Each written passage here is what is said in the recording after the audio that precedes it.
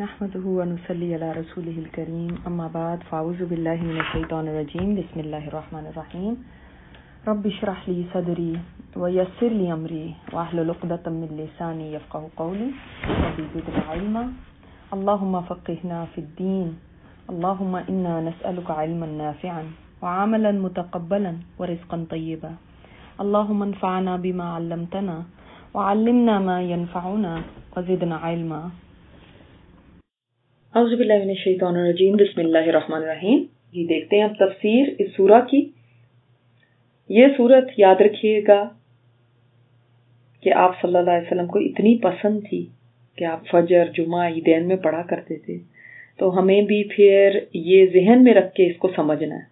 خطبوں میں بھی اس کو دہرایا کرتے تھے. یعنی ام حارثہ فرماتی ہیں کہ ان کو یہ سورہ یاد ہی اس طرح سے ہوئی کہ ان کا اور نبی کریم صلی اللہ علیہ وسلم کے تنور جو تھا وہ ایک ہی تھا.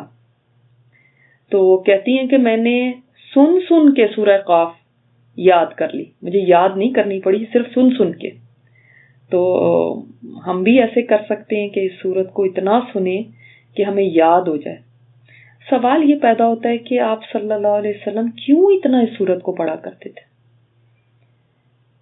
اگر آپ اس سورت کو ان ڈیپتھ دیکھیں تو یہ ایک بات کے گرد گھومتی ہے، اور وہ ہے عقیدہ آخرت، کہ ایک دن یہ دنیا ختم ہو جانی ہے، ستارے جھڑ جانے ہیں، سورج چاند بے نور ہو جانے ہیں، اور دوبارہ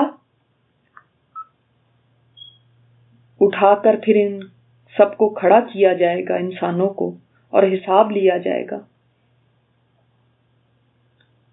یوں تو یہ عقیدہ تمام مسلمانوں کا ہی ہے، مگر آج حال یہ ہے کہ آپ کہیں سفر کریں یا کسی مجلس میں جائیں یا کسی دفتر میں ہوں، یا کسی مال میں بازار میں چلے جائیں، کسی شادی پہ چلے جائیں، کسی پارٹی میں، کسی ہسپتال میں، کہیں چلے جائیں، دنیا بھر کے تذکرے ہوتے ہیں، حالات حاضرہ پہ، سپورٹس پہ، سیاست پہ، ملک کے بگڑتے ہوئے حالات پہ. آج فلاں جگہ یہ ہو گیا، آج فلاں جگہ اتنے مر گئے، اسٹاک مارکیٹ کا یہ ہو گیا، فیشن یہ چل رہا ہے، ڈرامے، فلمیں، یعنی ہر چیز کا تذکرہ ہوتا ہے. مگر اگر کوئی ذکر نہیں کیا جاتا تو آخرت کا ذکر نہیں کیا جاتا. ایک دن ہمیں دوبارہ کھڑے ہونا ہے، یہ تذکرہ کرنا ہم لوگ بھول چکے ہیں. کہتے ہیں ہائے اگر یہ ذکر کیا تو خوف آئے گا، اس لیے اس کا ذکر نہ کرو. اگر کسی درس میں بھی، یعنی جہاں پہ ایکسپیکٹ بھی ہو سکتا ہے، وہاں بھی اس کا ذکر کر دیا جائے تو لوگ کہتے ہیں بڑی ڈرانے والی باتیں کرتے ہیں. یہ حالت ہو چکی آج ہماری. اور یہ ذکر اتنا ضروری کیوں ہے؟ اس لیے کہ تمام گناہ، تمام برائیاں، تمام فساد کی بنیاد یہ ہے کہ انسان اس عقیدے کو بھول جاتا ہے کہ جواب دہی کرنی ہے، مر کر ایک دن کھڑے ہونا ہے، مرنا خاتمہ نہیں ہے. تو یہ سورہ ہمیں اس دن کی یاد دلاتی ہے جس کو ہم بھول چکے ہیں. یہی سوچ کر اس سورہ کو پڑھیے گا.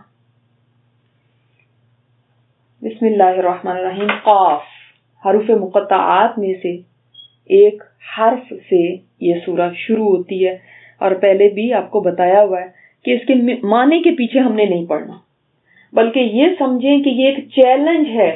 کس کے لیے؟ جو بھی قرآن کا انکار کرتا ہے اس کے لیے، ہر اس شخص کے لیے جو کہے کہ یہ محمد صلی اللہ علیہ وسلم کا کلام ہے اور وہ خود ہی بنا کے لے آئیں، اس کے لیے چیلنج ہے کہ تم بھی انہی حروف سے کوئی ایسا کلام لے آؤ نا، ٹرائی کر لو. تو تم تو اس حرف کے معنی بھی نہیں بتا سکتے. اللہ کے کوئی بھی حرف بھی قرآن میں ایسا نہیں ہے جس کے کوئی مطلب نہ ہو، ہر حرف کا مطلب ہے. تو یہ فالتو سے نہیں ہے ایسے ہی لکھے گئے کہ کہیں قاف لکھ دیا، کہیں لام لکھ دیا، کہیں جیم لکھ دیا، کہیں کچھ بھی لکھا جا سکتا تھا. لیکن یہ اسپیسیفک کیوں لکھے گئے یہ اللہ تعالیٰ ہی بہتر جانتا ہے. تو اس کو تم اس کا جواب نہیں دے سکتے، اس کے معنی نہیں بیان کر سکتے، اس کو تم بتا نہیں سکتے یہ کیا ہے، یہیں پہ انسان کو عاجز کر دیا گیا کہ دیکھ لو پھر تم اس کلام کا مقابلہ نہیں کر سکتے۔ اور والقرآن المجید، قسم ہے قرآن مجید کی۔ مجید کس سے؟ مجد سے، مجد بزرگی، عظمت، بلندی اس کو کہتے ہیں۔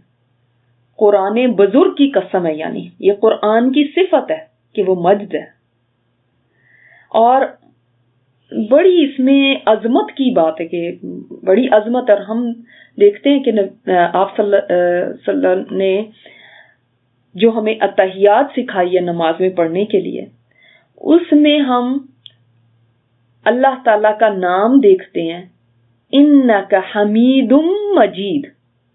اس سے پتہ چلتا ہے کہ اللہ تعالیٰ کا ایک نام بھی ہے المجید، اور قرآن بھی المجید ہے۔ تو اللہ تعالیٰ بھی عظمت اور بڑائی والا ہے، اور قرآن بھی ایسا ہی ہے۔ قرآن اس کا کلام ہے، اور اللہ کے کلام کے علاوہ کسی اور کا کلام بھی المجید نہیں ہو سکتا۔ یہ قرآن وہ ہے، اتنی بزرگی والا ہے کہ جو اس کے ساتھ جڑے گا وہی صراط مستقیم پائے گا، اور اس امت کو کوئی چیز سیدھے راستے پر نہیں لا سکتی سوائے اس قرآن کے۔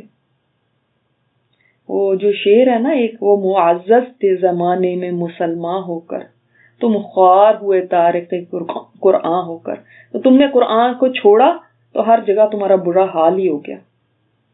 تو یہ قرآن کو ترک کرنے کا نتیجہ ہے۔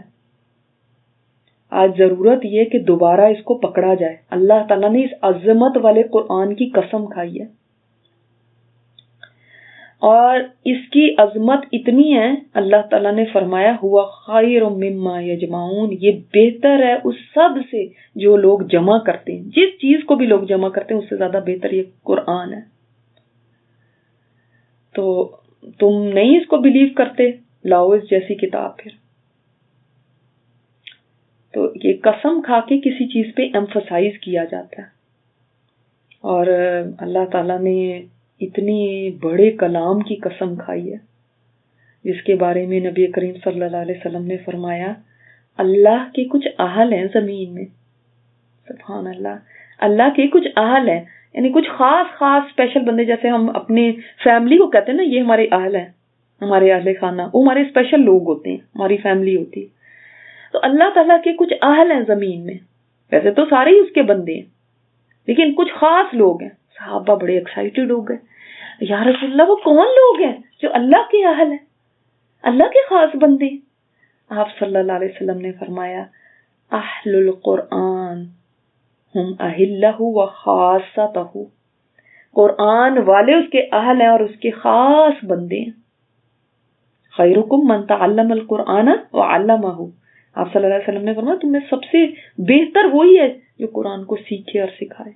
اتنی عظمت والا یہ کلام ہے، تو اس کی قسم کھائی ہے، اور قسم کھا کے اللہ تعالیٰ نے کیا فرمایا ہے، بل عجیبوا، بلکہ انہیں تعجب ہوتا ہے، کس بات پر، ان جاءہم منذر منہم، کہ آ گیا ان کے پاس ایک ڈرانے والا ان میں سے۔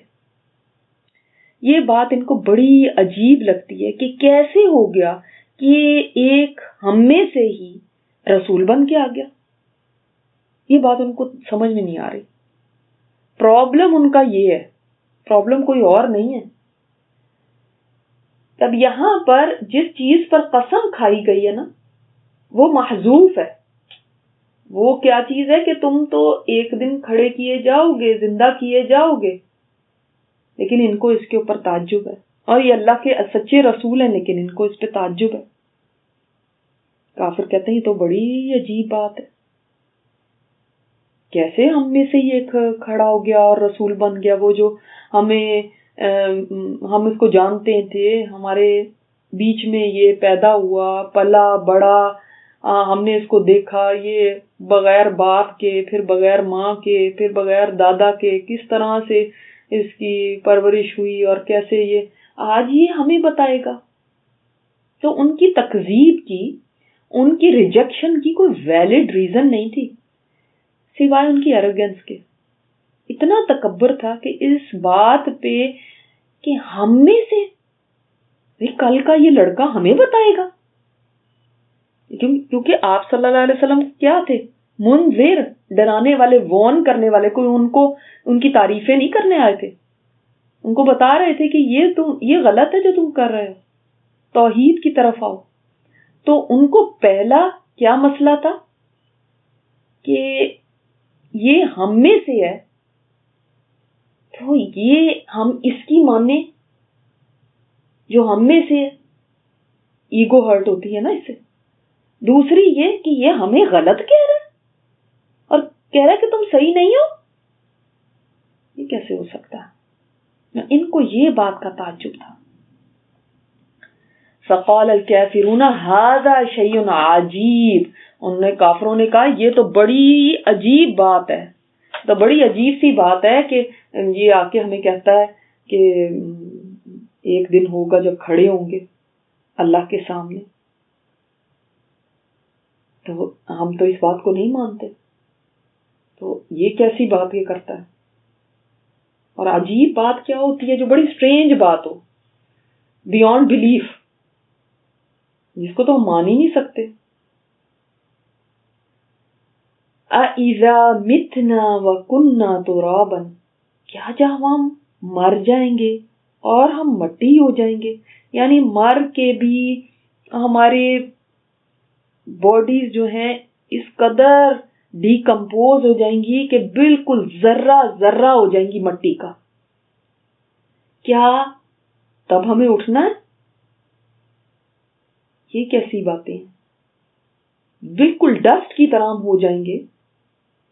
آپ دیکھتے ہیں کبھی روشنی میں آپ کو ہلکے ہلکے کچھ ذرے مٹی کے نظر آتے ہیں، یا آپ کی میز پہ کئی کچھ دن ڈسٹنگ نہ کریں تو کیسے مٹی ہوتی. جب اس طرح کی مٹی ہو جائیں گے تب کھڑے ہوں گے. ذالک رجع بعید، یہ پلٹنا پھر بڑی دور کا ہے، یہ تو ناممکن سی بات ہے، یعنی یہ لوٹنا دور کا ہے،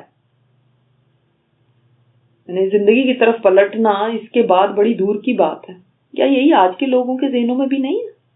یہ دور کی باتیں ہیں، کیا باتیں کرتے ہو، یہ پھر ہمیں لوٹا دیا جائے گا، یہ تو ناممکن سی بات ہے، یہ واپسی تو محال ہے، انہونی بات کرتے ہو، وہ مٹی ہو کے دوبارہ کھڑے ہو جائیں گے.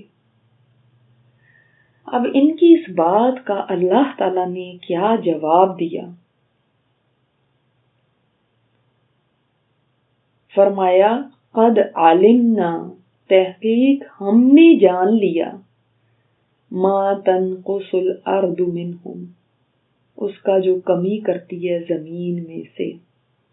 ان کی بات کا کچھ اور جواب نہیں اللہ تعالیٰ نے دیا، بلکہ یہ جواب دیا کہ تم یہ کہتے ہو کہ مر کے کیسے جی اٹھیں گے، کیسے یہ ذرے دوبارہ کھڑے ہوں گے، ریزہ ہوا ہوا جسم کیسے دوبارہ جڑ کے ایک زندہ انسان بن سکتا ہے. اللہ تعالیٰ تو وہ بھی جانتا ہے جو کمی کرتی ہے زمین. کمی کرتی ہے زمین کا مطلب کیا؟ دیکھیں جب زمین میں کسی انسان کو دفنایا جاتا ہے تو زمین اس کو کھاتی ہے، ہیومن باڈی کو، اور ایک ہی دفعہ میں نہیں کھا جاتی، تھوڑا تھوڑا کر کے کھاتی ہے. تو وہ جو تھوڑا تھوڑا کر کے کھا رہی ہے، ہر سٹیج پر اللہ تعالیٰ کو علم ہے کہ اس باڈی پہ کیا گزر رہی ہے، اس کو کتنا زمین نے کم کر دیا ہے، اور کرتے کرتے اب کہاں تک اس کا حال پہنچ گیا ہے. اب جسم سارا گھل گیا ہے اور ہڈیاں باقی بچ گئی ہیں. اب ہڈیاں بھی گھل رہی ہیں اور ہڈیوں کے بھی ذرے ہو رہے ہیں، وہ بھی چکنا چور ہو رہی ہیں، وہ بھی ختم ہو رہی ہیں. اللہ تعالیٰ یہ سب جانتا ہے، ایک ایک ذرہ جو بن رہا ہے اس کے جسم سے اللہ تعالیٰ کو اس کا پتہ ہے. وہ پتہ ہے کہ انسان کو جو ہی دفنایا جاتا ہے تو اس کے ساتھ کیا حال ہوتا ہے. لوگ تو واپس لوٹ جاتے ہیں، لیکن چونکہ آکسیجن ہی نہیں ہوتی، آکسیجن سے ہی انسان زندہ رہتا ہے، تو آکسیجن نہیں ہوتی تو کیڑے مکوڑے آ کے اٹریکٹ ہوتے ہیں، وہ جسم کی طرف آتے ہیں.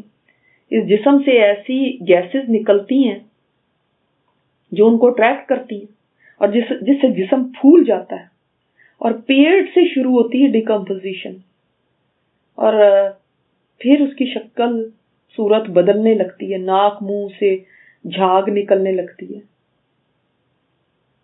پیٹ پہ دباؤ پڑنے لگتا ہے، آہستہ آہستہ جسم میں سے بال، ناخن، تلوے، ہتھیلیاں جھڑنا شروع ہو جاتی ہیں. آؤٹر بھی آپ جو آرگنز ہیں وہ بھی جھڑتے ہیں، اور جو انر آرگنز ہیں آپ کے، جیسے جو دل ہے، جگر ہے، یہ بھی جھڑنے لگتا ہے، ختم ہونے لگتا ہے. تو یہ بڑا ایک تکلیف دہ سا مطلب عمل ہے دیکھنے میں بھی. استغفر اللہ کہ کیسے انسان پھٹ جاتا ہے، بالکل اس کی باڈی پھٹ جاتی ہے، کیسے تعفن اور بدبو اس میں سے نکلتی. پہلے اسکل سے اور پھر جتنے بھی مسلز ہیں انسان کے، وہ اپنی جگہوں سے ہٹنے لگتے ہیں. تو انسان کیا ہو جاتا ہے.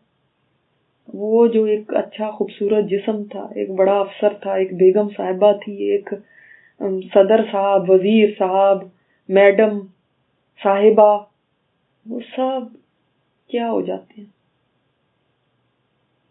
مٹی کے ذرے بس.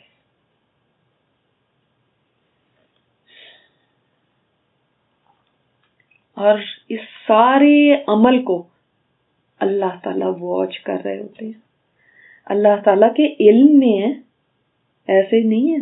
انسانوں کے تو علم سے ختم ہو جاتا ہے نا، انسانوں کو تو پتہ نہیں اب کیا ہو رہا ہے، لیکن اللہ کے علم میں. عندنا کتاب حفیظ، اور صرف اللہ کے علم میں ہی نہیں ہے، اس کے پاس ایک ریکارڈ کیپنگ بک ہے جس میں سب چیز حفاظت سے لکھی ہوئی. سمجھنے ایک ریکارڈر سمجھنے، وہ کتاب ایک ریکارڈنگ کی چیز ہے، اس میں ان کے اجزاء کتنے ہیں، کیا ہو رہا ہے، سب لکھا ہوا. تو یہ جسم تو اس حال کو پہنچ جاتا ہے، مگر اس کے ایک ایک ذرے کا علم اللہ تعالیٰ کو ہے کہ وہ ذرہ کہاں گیا. آپ دیکھیں جب وہ ذرے بن جاتے ہیں تو وہ ذروں کو ہوائیں اڑاتی ہیں. ظاہر ہے جب بالکل مٹی ہو جاتا ہے انسان، کئی طوفان آتے ہیں، بارشیں آتی ہیں، مٹی پانی میں مل جاتی ہے، مٹی سے پھر آگے کئی چیزیں بنتی ہیں، کوئی برتن بناتا ہے، کوئی کنسٹرکشن کرتا ہے، بلڈنگیں بنتی ہیں، پودوں میں ڈالی جاتی ہے، لانز میں بکھیری جاتی ہے. تو وہی انسان، اس کی مٹی کہاں کہاں پہنچ گئی، اس کے ذرے کدھر کدھر ہیں، اس کے ذروں کا بھی اللہ کو علم ہے. کہاں پہ کس کا جسم گل کے کیسے پڑا ہوا ہے اس کو اللہ جانتا ہے. اور ہر ایک دیکھیں دفن تو نہیں ہوتا، لیکن جو پانی میں بھی مل گئے وہ بھی پانی میں جا کے کہاں اس کی مٹی میں، اس کی ریت میں مل گئے، اس کی بیڈ آف دا سی میں جا کے پڑ گئے. کسی کو کوئی شیر چیتا پھاڑ کھایا اور اس کا کیا حال ہو گیا. کسی کو کسی نے جلا دیا، جن باڈیز کو جلا دیا جاتا ہے، راکھ بنا دیا جاتا ہے، ان کا ذرہ ذرہ کہاں ہے. صرف مٹی کے ذرے نہیں، ان کی ایشز کے ذرے کہاں ہیں، وہ بھی اللہ کو علم ہے. جیسے حدیث میں ایک آدمی کا ذکر آتا ہے کہ جو اللہ تعالیٰ سے اتنا اس کو ڈر لگا کہ اس نے اپنے بیٹوں کو نصیحت کی کہ جب میں مر جاؤں نا تو میری لاش کو جلا کر اور میری خاک کو پانی میں بہا دینا اور کچھ ہوا میں اڑا دینا، کہ مجھے ڈر لگتا ہے کہ اللہ مجھے کھڑا کرے گا تو میرا کیا ہوگا. تو انہوں نے اسی طرح سے کیا، اس کو جلا کے اس کو آدھا سمندر میں بہایا، آدھا اڑا دیا، لیکن اللہ تعالیٰ نے دوبارہ اس کو کھڑا کر دیا. اللہ کے لیے تو کوئی مشکل نہیں ہے، اس نے کن کہنا ہے اور وہ ریزوں اور ذروں نے جمع ہو جانا ہے، چاہے وہ کہیں پہ بھی ہیں. کوئی ایک ذرا کہیں پہنچ گیا ہوا ہے، کوئی ایک کہیں پہنچ گیا ہوا ہے. اللہ کا علم اتنا وسیع ہے، اور اس کا کیوں نہ وسیع ہوگا، اس کا نہیں ہوگا تو اور کس کا ہوگا. الا یعلم من خلق، کیا وہی نہ جانے جس نے پیدا کیا. تو یہ تو تعجب کرنے کی بات ہی نہیں ہے. تم اس بات پہ تعجب کر رہے ہو. کیسی عجیب بات کرتے ہیں. کیسے کھڑے ہوں گے؟ ہم مر جائیں گے، ہم مٹی ہو جائیں گے. اگر انسان اس بات کو یاد رکھے کہ مر کے کھڑے ہو جانا ہے، کیونکہ ہم عقیدہ تو کہتے ہیں ہمارا عقیدہ ہے، مگر انکار کوئی نہیں کرے گا، مگر یہ عقیدہ، یہ بتائیے کہ کتنی بار یاد رہتا ہے. دنیا کے کام کرتے وقت، کوئی معاملات کسی سے کرتے وقت، کسی سے بات چیت کرتے وقت کتنی بار یاد رہتا ہے، یا صرف زبانوں کی باتیں ہی رہ گئی ہیں.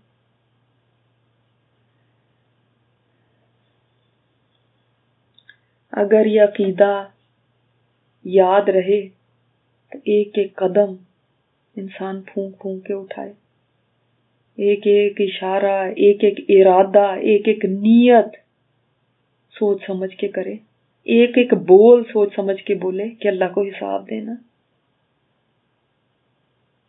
وہ جو ہمارے ریکارڈر ہیں نا، وہ تو صرف الفاظ کی ریکارڈنگ کرتے ہوں گے یا تصویر کر لیتے ہوں گے، ریکارڈ، ویڈیو بن جاتی ہوگی. اللہ کی جو ریکارڈنگ ہے اس میں تو نیتیں بھی ہیں، خیالات بھی ہیں، اور ہم نے پچھلی سورہ میں پڑھا گمان بھی ہیں، وسوسے بھی ہیں، جذبات بھی ہیں، سب چیزیں ہیں اس کے اندر. تو مسئلہ یہاں ختم ہو جاتا اگر بات اتنی ہوتی کہ ہم نے مر کے مٹی ہو جانا. مگر مسئلہ تو سب سے بڑا ہے ہی یہ کہ مٹی ہونے والا جسم ایک دن کھڑا ہو جائے گا، اور بولے گا بھی، دیکھے گا بھی، سوچے گا بھی، ڈرے گا بھی.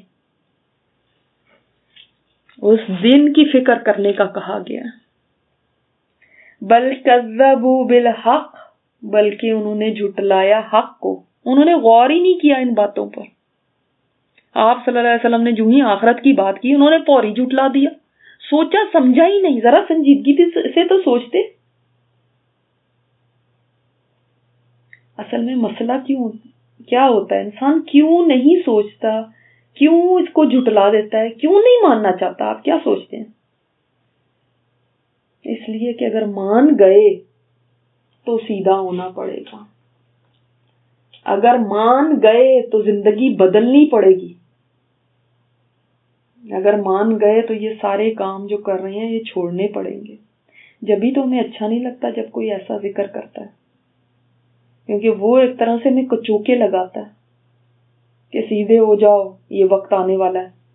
اور ہم اپنا مزہ نہیں چھوڑنا چاہتے، ہم جس میں گم ہیں اس سے نکلنا نہیں چاہتے. اب پھر ہم مانیں تو مانیں کیسے، یاد رکھیں تو یاد رکھیں کیسے؟ کیونکہ بھول جانے میں ہم سمجھتے ہیں کہ اس میں عافیت ہے، جب تک بھولا رہے گا اچھا ہے، بھولا ہوا ہے میں جو مرضی کروں. مگر یہ تو وہی بات ہے جو بلی کو دیکھ کے کبوتر آنکھیں بند کر لیتا ہے نا، سوچتا بلی نہیں ہے. کتنی بڑی بے وقوفی ہے.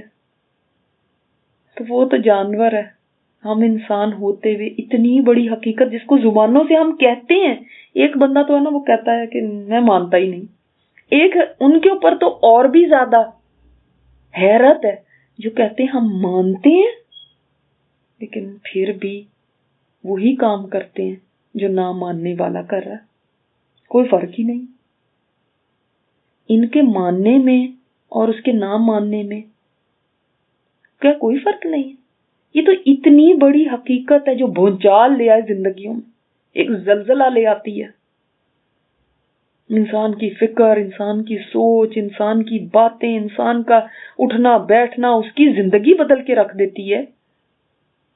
کیسے ہو سکتا ہے کہ ایک جو کہے کہ میں یقین رکھتا ہوں، ایمان رکھتا ہوں کہ ایک دن ایسا ہے، وہ وہی زندگی گزار رہا ہوں جو کہے کہ میں ایمان نہیں رکھتا. تو بل کذبوا بالحق، انہوں نے اتنے بڑے حق کو جھٹلا دیا. یہ بہت بڑی حقیقت ہے نا، اس کا انکار کر دیا. لما جاءہم، جب آ گیا ان کے پاس، حق ان کے پاس پہنچ گیا اور انہوں نے جھٹلا دیا. یہ حق آخرت کا عقیدہ جیسے میں نے آپ کو بتایا وہ بھی ہو سکتا ہے۔ نمبر 2، اور بھی مفسرین نے لکھا ہے کہ حق سے مراد یہاں پہ یہ بھی ہو سکتا ہے کہ انہوں نے نبی کریم صلی اللہ علیہ وسلم کی نبوت کو جھٹلا دیا۔ جب ان کے پاس نبی کریم صلی اللہ علیہ وسلم آئے تو ان کی رسالت کو بالکل انہوں نے ریجیکٹ کر دیا۔ نمبر 3، ایک اور بھی چیز ہو سکتی ہے حق سے مراد۔ حق سے مراد یہ قرآن بھی ہے کہ جب قرآن ان کے پاس آیا تو انہوں نے اس کو جھٹلا دیا۔ لیکن جب ہم اس کا اگر تفسیر میں یہ لکھیں گے کہ حق سے مراد آخرت کا عقیدہ ہے تو پھر لما جاءہم سے مراد کیا ہے کہ جب وہ آ گیا آخرت کا عقیدہ آ گیا، یہ کیسی بات ہے؟ پھر ہم یہاں پہ لکھیں گے لما جاءہم سے مراد کیا ہے کہ نبی کریم صلی اللہ علیہ وسلم یہ عقیدہ لے کے ان کے پاس آ گئے تو انہوں نے اس کو جھٹلا دیا۔ ٹھیک ہے، تو پہلی 2 بار میں آپ جاءہم سے مراد جا آ گیا وہ آ گیا سے مراد نبی کریم صلی اللہ علیہ وسلم لیں گے، اور تیسری جو میں نے آپ کو قرآن کی بات بتائی تو اگر حق سے مراد قرآن لیں گے تو جاءہم یعنی قرآن آ گیا ان کے پاس۔ فہم فی امر مریج، تو وہ ایک معاملے میں مضطرب ہے۔ کس معاملے میں مضطرب ہے؟ ایک تو آپ صلی اللہ علیہ وسلم کی نبوت کے معاملے میں اس قدر کنفیوژن تھی، کبھی شاعر کہتے، کبھی مجنون کہتے، کبھی کاہن کہتے، کچھ نہ کچھ، اور کسی ایک پوائنٹ کے اوپر خود بھی اتفاق نہیں کر پا رہے تھے کہ ہم کیا کہیں، کیونکہ ان کے پاس کوئی ویلڈ ریزن تو تھا ہی نہیں۔ مریج کیا ہوتا ہے؟ ملا جلا گڈمڈ اضطراب میں تھے، ایک الجھن کا شکار تھے کہ کیا کریں ہم۔ کبھی کہتے یہ پہاڑ سونے کا کیوں نہیں بنا دیتے، کبھی کہتے آپ کے ساتھ فرشتے کیوں نہیں چل رہے، کبھی کہتے اپنے لیے تو کچھ کر لیں، چلو ہمارے لیے نہیں کر سکتے، یہ ساری یہاں پہ ہریالی کر دیں، گرینری ہو جائے ساری۔ تو ان کو خود نہیں سمجھ آ رہی تھی کہ وہ کہیں تو کہیں کیا، تو اس لیے انتہائی کنفیوژن تھی۔ سبحانک اللہم و بحمدک نشہد ان لا الہ الا انت نستغفرک